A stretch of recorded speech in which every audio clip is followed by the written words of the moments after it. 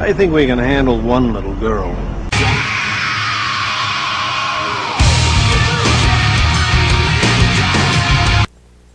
Ha ha, very funny, except that it's not your age, your gender, your size, or how many of you there are that makes you easy to handle. Rather, what makes you easy to handle is that you're vacuous, vapid, bereft of rational capacities, and clearly ignorant of the basic principles of philosophy.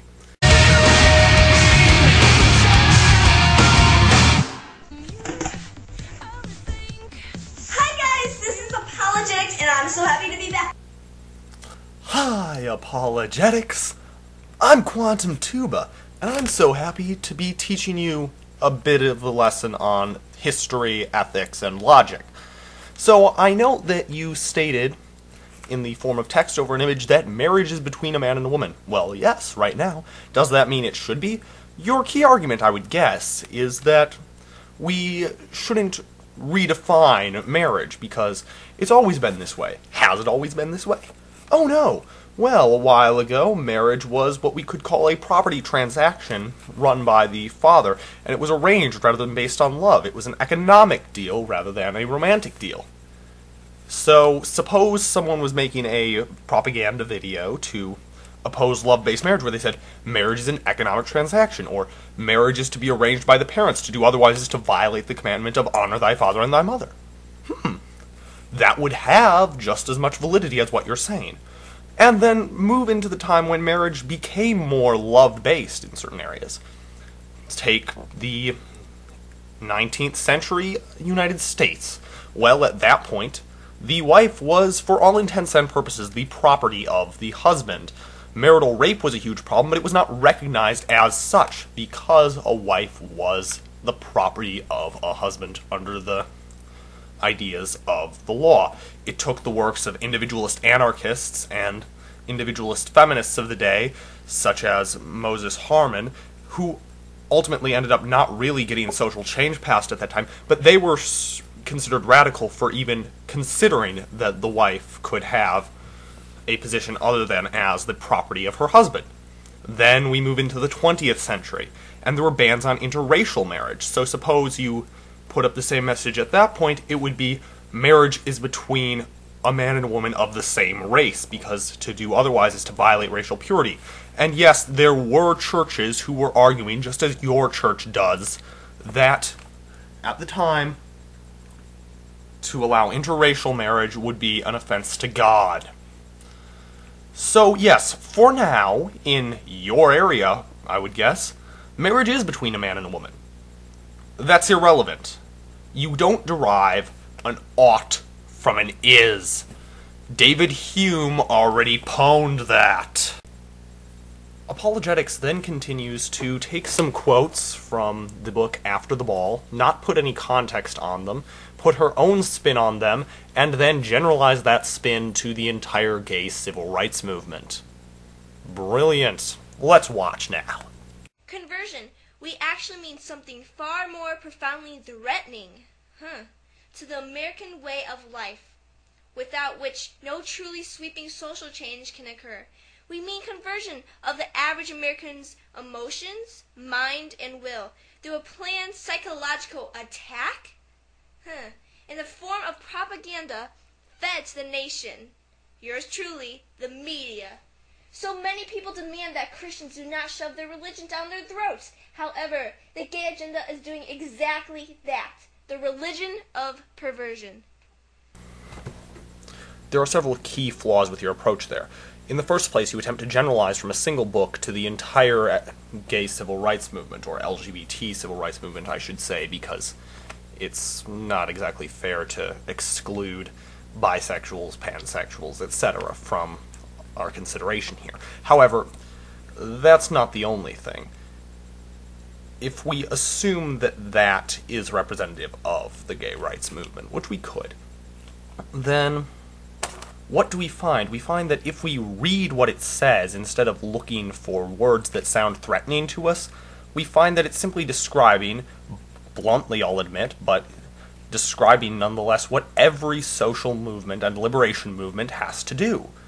The feminist movement called it consciousness raising most commonly, And of course, there were plenty of radicals in the movement for women's rights who advocated things that I'm sure you oppose, and some things that even I oppose.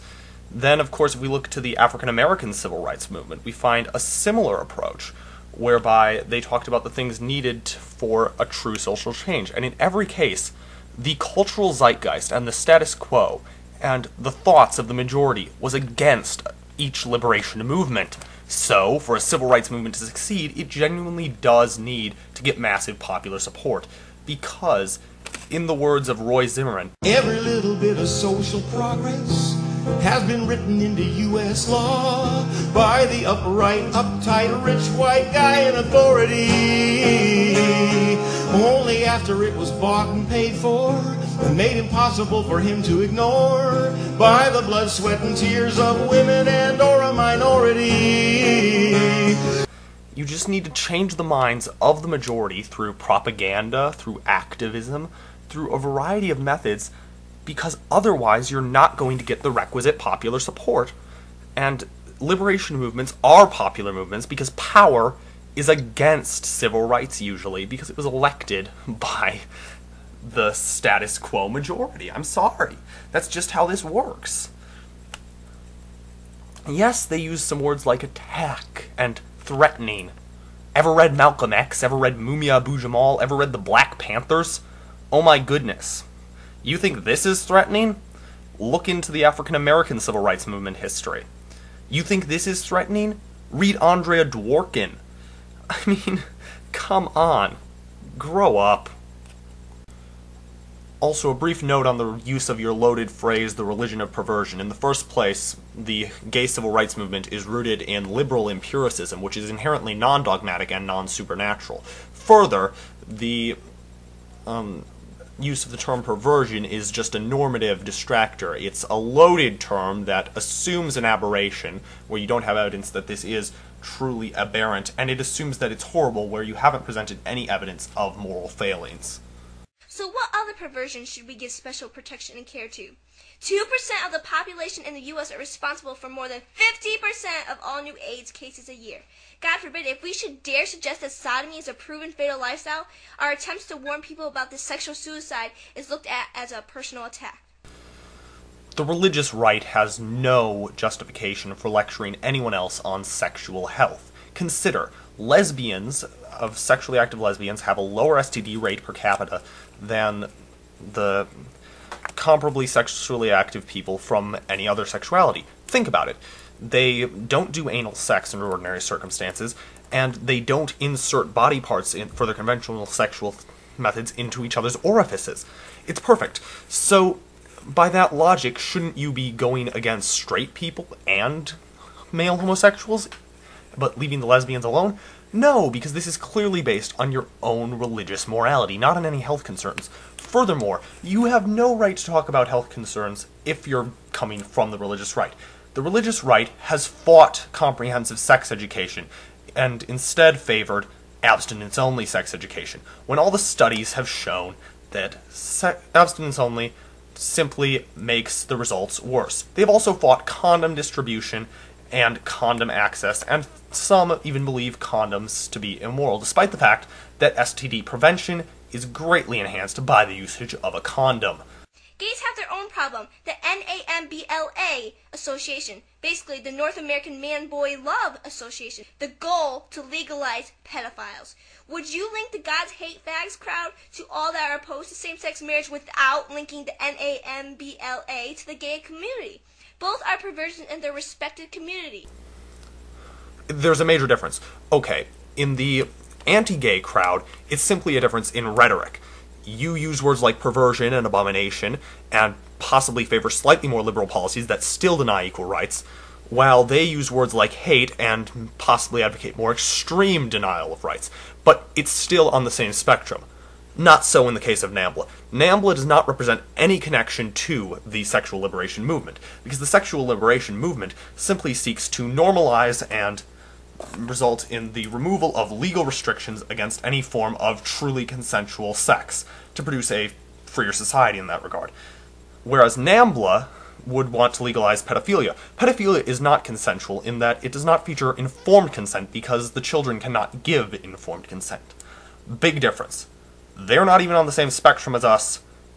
Fred Phelps is on the same spectrum as you. Sorry.